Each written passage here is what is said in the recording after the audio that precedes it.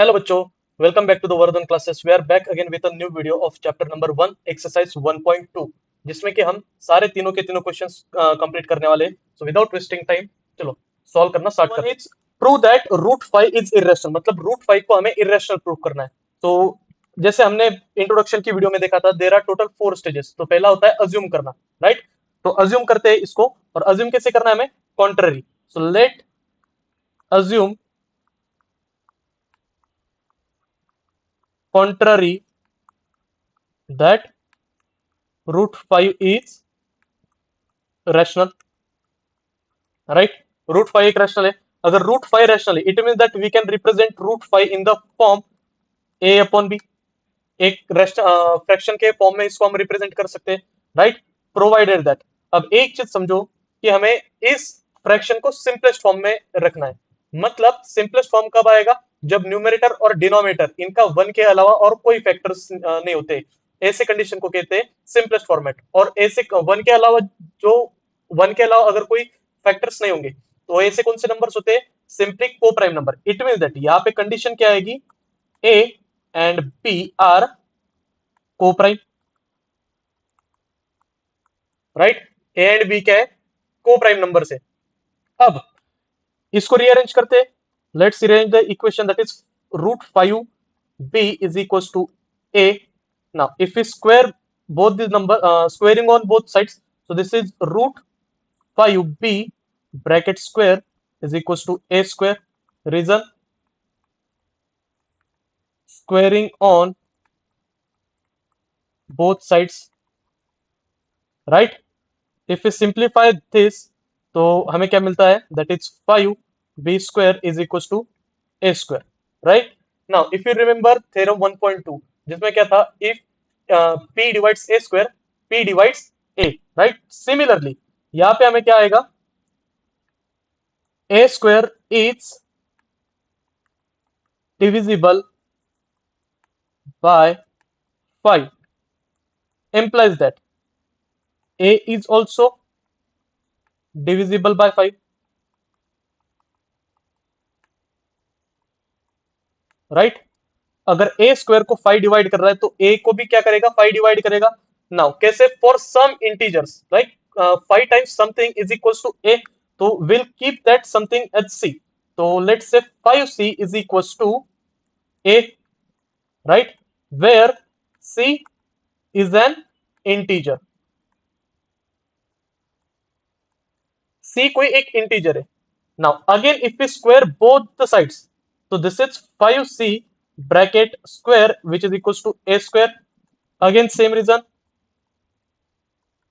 squaring on both sides, right? तो solve करने के बाद क्या आएगा? 25c square is equals to, अब a square की वैल्यू क्या है? c।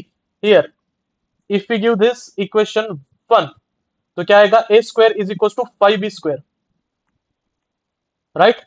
अगर इसको सिंप्लीफाई करते तो 5 5 जा 25, 5 1 जा 5, right. It means that the remaining equation is 5c square is equals to b square। Again यहां पे क्या आएगा? Theorem 1.2, that is b square is divisible by 5 implies that b is also divisible by 5. Let's say this is equation 2, okay। अब equation 1 और equation 2 को देख के क्या लगता है? फ्रॉम इक्वेशन 1 एंड 2, अब देखो equation 1, 5b square is equals to a square and 5c square is equals to b square। दोनों जगह पे क्या है? a का कोई एक फैक्टर है। यहां से देख लो, a is equals to 5c, इसको भी सिंप्लीफाई करेंगे तो वैसे आएगा। It means that a and b have common factor other than 1। from equation and 1 from equation 1 and 2 we can see that a and b has common factor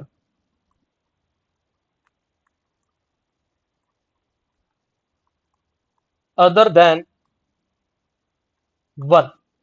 1 के अलावा इसका common factor है, which is contradiction for coprime, right. ये coprime numbers के लिए एक contradiction है, since A and B has common factor other than one, एक के अलावा उसका और कोई कॉमन फैक्टर है, तो जो कि कोप्राइम्स के लिए क्या है, एक कॉन्ट्रडिक्शन। अभी ये कॉन्ट्रडिक्शन कैसे आई है? This contradiction it's arisen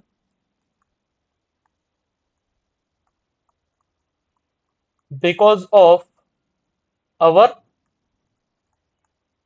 wrong assumption, right. एक चीज कही थी मैंने, पैराडॉक्स, राइट, कि हमें सॉल्व करते करते एक ऐसा मैथमेटिकल डेड एंड आएगा जहां पे एक पैराडॉक्स क्रिएट होगा, मींस जहां पे दो ऐसी चीजें सामने आएंगी जो कि एक दूसरे से मतलब एक ही टाइम पे दो अलग अलग चीजें, दो कॉन्ट्रेडिक्टरी चीजें प्रूफ होगी। अब हमने सबसे पहले अज्यूम किया था that A and B are coprime, right, और उसी साथ हमें ये पता चला कि ए और बी का वन के अलावा और कोई फैक्टर है, तो ये क्या कोप्राइम की केस हुई? नहीं, this is a mathematical dead end which is a paradox. अब ये कॉन्ट्रडिक्शन क्यों आई है? Due to our wrong assumption, जो हमने अजम्पशन किया था वो गलत था, इस वजह से ये कॉन्ट्रडिक्शन आई है। तो सही आंसर क्या है, सही स्टेटमेंट क्या है? That is therefore root 5 is irrational. Clear है? इसी तरीके से हमें बचे हुए और एग्जांपल सॉल्व करने। आई होप आप लोगों को ये क्वेश्चन समझ में आया होगा। Let's move on to the second question. Okay, so this is the question number 2। अब सेकंड क्वेश्चन क्या है? Prove that 3 plus 2 root 5 is irrational, कि ये जो 3 प्लस 2 रूट 5 है ये इरेशनल नंबर है, ये हमें प्रूफ करना है। सो अगेन हमें क्या करना होगा? Let us assume contrary that 3 plus 2 root 5 is rational, right. 3 plus 2 root 5 क्या है? इरेशनल है। If this number is rational तो हम इसको कैसे लिख सकते हैं? 3 plus 2 root 5 is equal to A upon B, right, because this is the format in which we write the rational numbers, a upon b. Also provide the same condition that a and b are co-prime, जो कि आगे जाके एक mathematical dead end बनेगा। Now if rearrange this terms तो कैसे आएगा? 2 root 5 is equal to A upon B minus 3, ये प्लस वाला 3 इधर जाएगा तो minus. Now if you take the LCM so this is 2 root 5 which is equals to a minus 3b upon b. Give the reason taking LCM. Okay, already ले लिया है, तो even if you write the LCM that is enough. So root 5 is equals to a minus 3b upon 2 times b, जो 2 यहाँ पे multiply करा था, if we transfer it to the another side तो वो डिवाइड करेगा, राइट। यहाँ पे मल्टीप्लीकेशन था, सेकंड साइड डिवाइड करेगा। Now here the term itself says that, देखो रूट 5 इज इरेशनल, राइट, और हमने इसको इक्वल दिखाया विथ रैशनल, तो क्या इरेशनल और रैशनल इक्वल हो सकते हैं? नो, ये दोनों कभी इक्वल नहीं हो सकते। तो वही चीज हमें आगे लिखनी है, since a and b are integers, therefore अब a और b क्या थे? हमारे इंटीजर्स थे, राइट। इट मींस दैट उनके साथ जो भी सिंप्लीफिकेशन होके फाइनल आंसर आएगा वो भी क्या रहेगा? एक रैशनल रहेगा, because ultimately this a upon b is nothing but a rational, right. Therefore हम क्या लिख सकते हैं? a minus 3b upon 2b is rational, but we know that, क्या पता है हमें? Root 5 is irrational, right. अभी हमने प्रूफ किया है पहले फर्स्ट एग्जांपल में that root 5 is a rational number. तो क्या ऐसा कभी हो सकता है कि इरेशनल और रैशनल इक्वल हो जाए? नो, ये क्या है? एक mathematical dead end, means a contradiction. Now why this contradiction is arisen? This contradiction is arisen due to our wrong assumption, तो वही चीज हमें लिखना है, this contradiction is arisen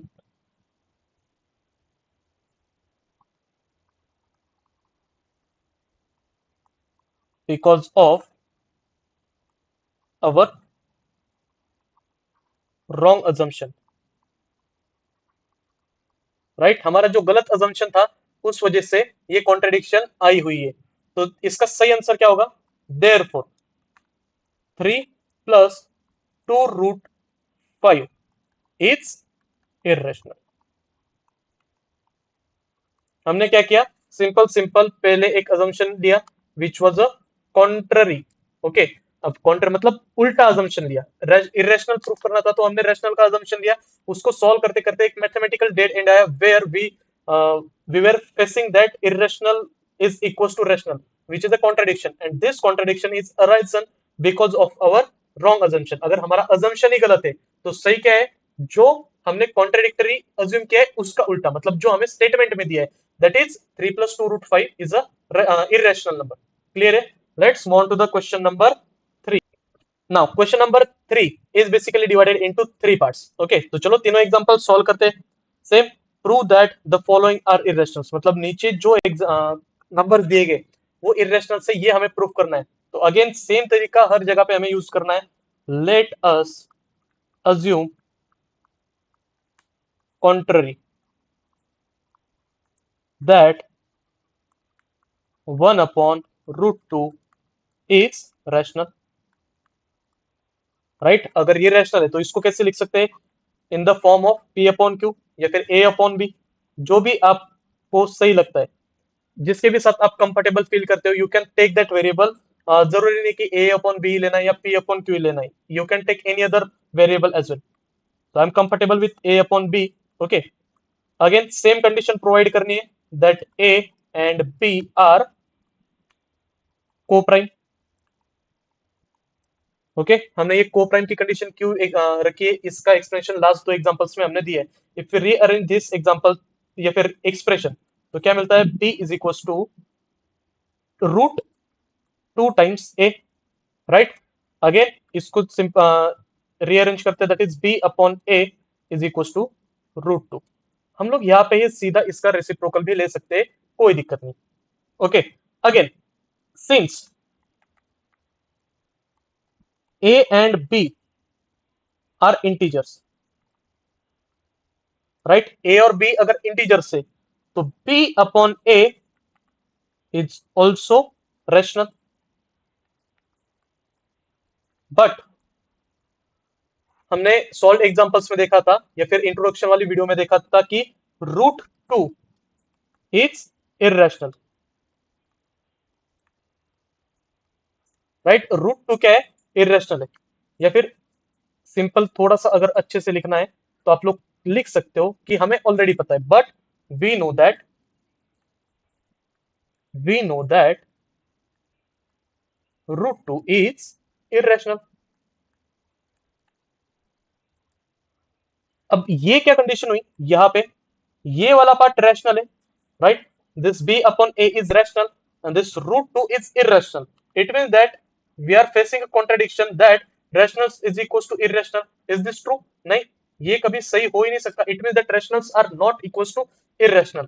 now why this mathematical dead end आया, मतलब ये आया क्यों, why this contradiction arises, this arises because of our wrong assumption। तो वही स्टेटमेंट हमें आगे जाके लिखना है, this contradiction is arisen because of our wrong assumption।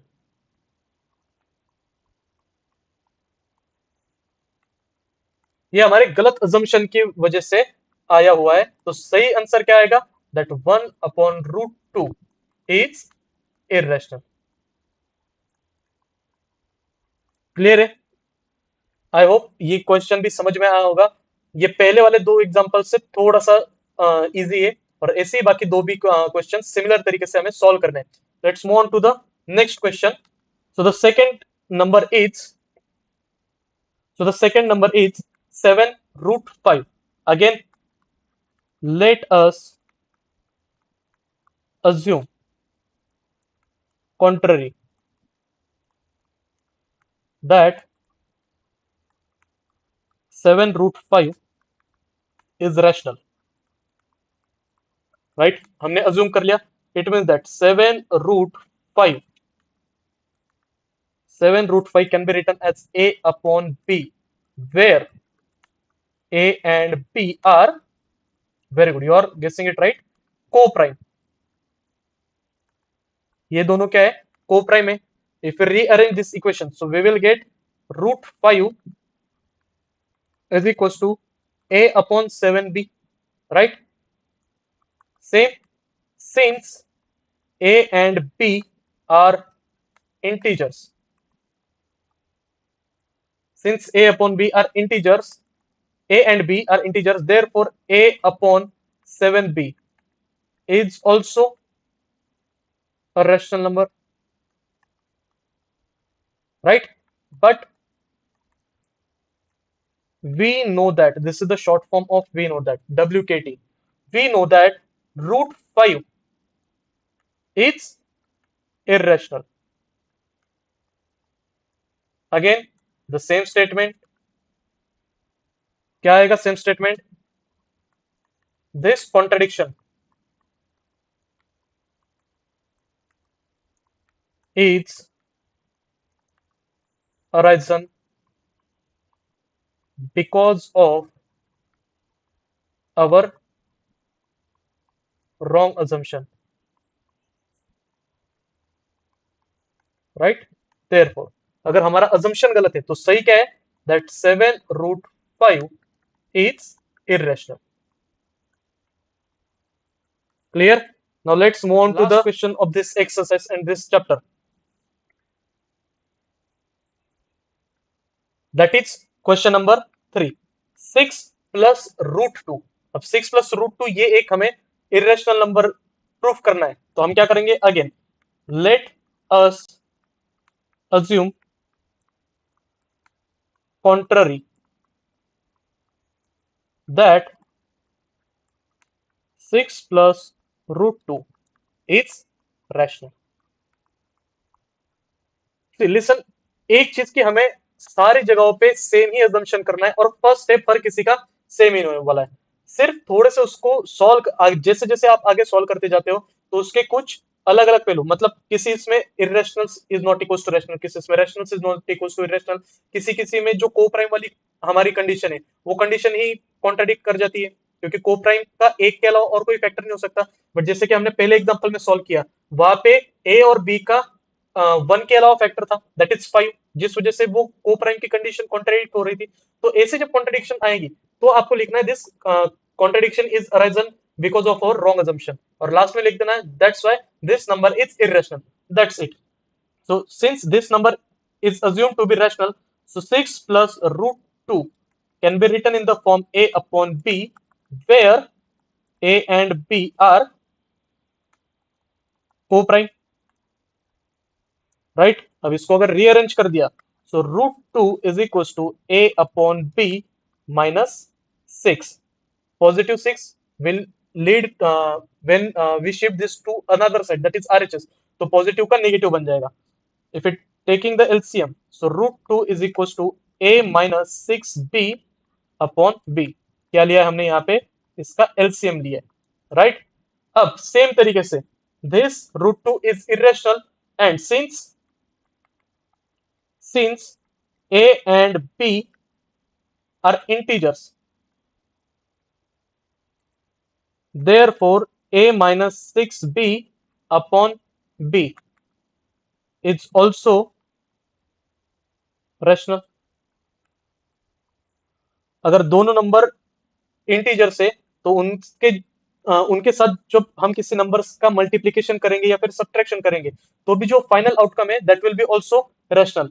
But we know that, क्या पता है हमें, root 2 is irrational, since the condition is, आपका ये क्या है, that irrational is not equal to rational, irrationals rationals के बराबर नहीं होते, देयरफॉर हम क्या लिख सकते हैं, this contradiction is arisen because of our wrong assumption, right, जो हमने assumption किया था वही गलत था, तो सही क्या होगा, 6 + √2 is irrational। Clear, I hope आपको सारे एग्जांपल्स अच्छे से समझ में आए होंगे। अगर इससे कुछ बेनिफिट मिलता है तो प्लीज वैसे कमेंट करो, लाइक करो, चैनल को सब्सक्राइब करो and do share this videos with your friends, ताकि उनको भी इन वीडियोस का बेनिफिट मिल सके। And stay tune for such informative updates और for free educational content. Till then, tata, bye bye, see you.